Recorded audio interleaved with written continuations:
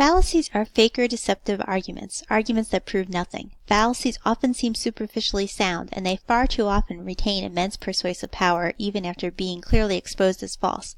Fallacies are not always deliberate, but a good scholar's purpose is to always identify and unmask fallacies in arguments.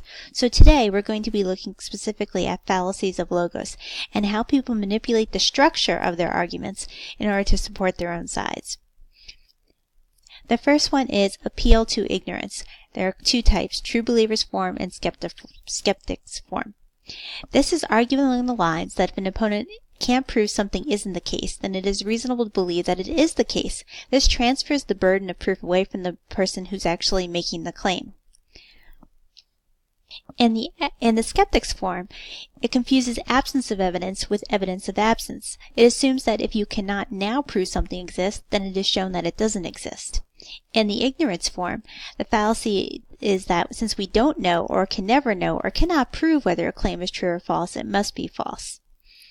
So, for example, the vet can't find any reasonable explanation for why my dog died. See, that proved that you poisoned him. There's no other logical explanation. This is a corrupted argument from logos. Here is an example of the skeptics form. In this case, person 1 is arguing it's safer to drive airplanes on the ground than to fly them. Person 2 says no. Person 1 says you have no proof that it's more dangerous to drive airplanes on the ground, so it must be safer. Obviously, this is fallacious.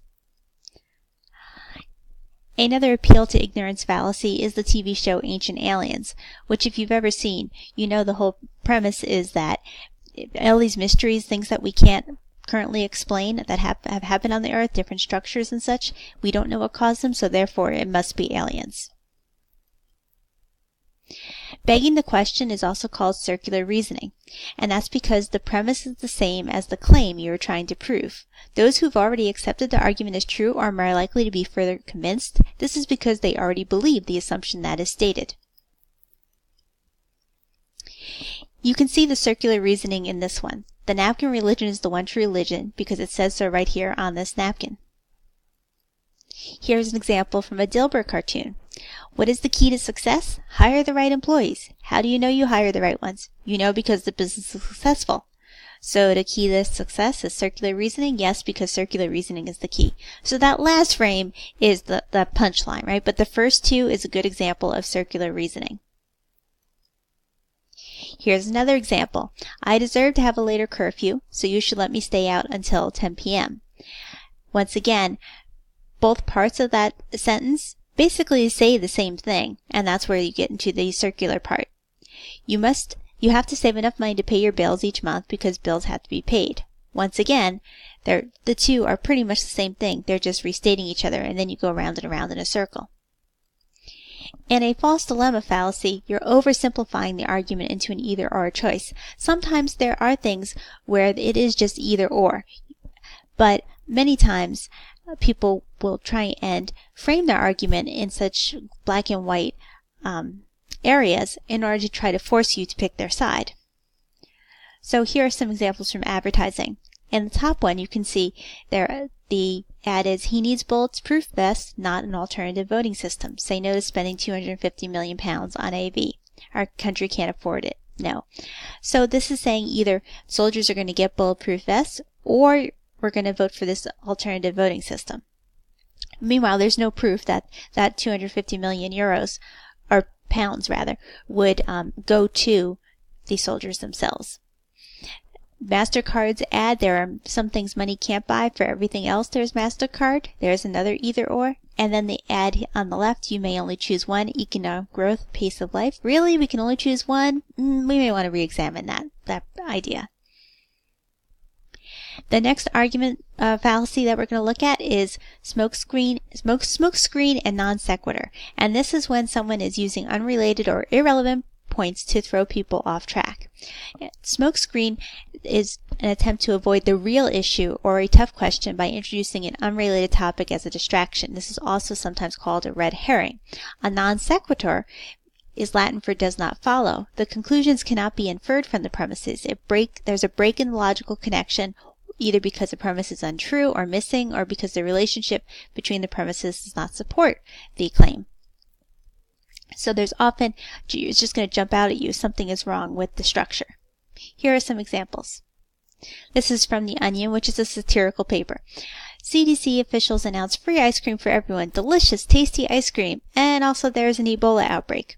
When people use extraneous facts, ask yourself why. Are they trying to take your attention from the real problem or argument? In this case, the humorous paper was suggesting that the CDC was trying to distract people from the Ebola outbreak. Here's another of my favorite comic strips, Calvin and Hobbes. Calvin says, "Dad, can you get my ball out of the gutter again?" And Dad says, "This is the third time this afternoon. I thought I told you to play out back." And Calvin says, "Relax, Dad. It's just a ball in the gutter. It's not as if I'm embezzling money or killing people, right? Aren't you glad I'm not stealing and murdering?" I always have to help Dad establish the proper context. So he's trying to distract his dad from the real problem. Yes, he did hit the ball into the gutter and he was supposed to be playing in the backyard. But then he kind of ramps it up. What do they call it? But escalating. That escalated quickly. Here is an example of a non sequitur. Ducky number 1 is saying, "It is my contention that the flying spaghetti monster does exist." And ducky number 2 says, "What evidence do you have to support such an assertion?" And ducky number 1 says, "Oh, there's plenty of evidence. It's all around us. Besides, look at how I'm standing on one leg."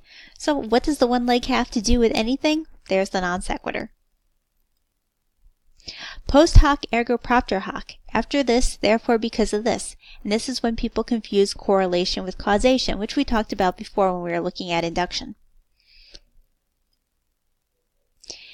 Of course I believe in the power of barking. The only reason I am alive today is because of barking. Every day a mailman approaches my home, and every day I bark until he leaves. To this day he still has not brutally murdered my entire family. I have the power of barking to thank for that. Here is an obvious correlation, not causation, relationship. Post hoc ergo propter hoc. This is a comic that is posted on my Facebook page all the time. Dinosaurs didn't read, now they're extinct. Coincidence? Correlation does not equal causation. The final fallacy that we're going to be looking at is the straw man fallacy. This is where you create a simple or simplified or false version of the argument because that's easier to refute. When you pretend to criticize an opponent's position by making it simpler or more extreme, then it's usually much easier to say that it's ridiculous. In this comic, there's logical fallacies in the lab, and this little green guy is saying, "And given my contributions to this paper, I think that I deserve to share credit with the first author." It's important to know that in science papers, first author is considered to be a high-profile slot. It's very coveted. So his advisor says, "So fame is more important to you than science, huh? That's sad." Obviously, he doesn't want to give first author to the little green guy, but he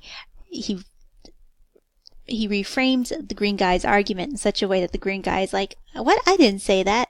And so then the white guy, the white bearded guy can say, "Oh, so now I'm senile too." Here's another Dilbert cartoon. I accomplished nothing this week because I was going through certification. Don't ask. Certification for what? Plan B, mount a passionate defense against an argument that no one made. How can you say that certification is a waste of time? Without certification, management would be reduced to randomness. Do you think you'd be happier just guessing who is qualified to do what? Do you? So this is an example of a straw man because he's attacking and making the boss's comment really extreme. This is different than a smokescreen where they would have tried to distract them with a totally different topic. With the straw man, it's going to that extreme. So how can you, when you are making arguments, make a logical argument and not use logos fallacies?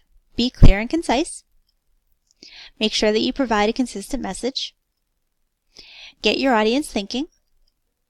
Accurately address opposing viewpoints. Use appropriate examples and case studies, and provides facts and statistics with citations.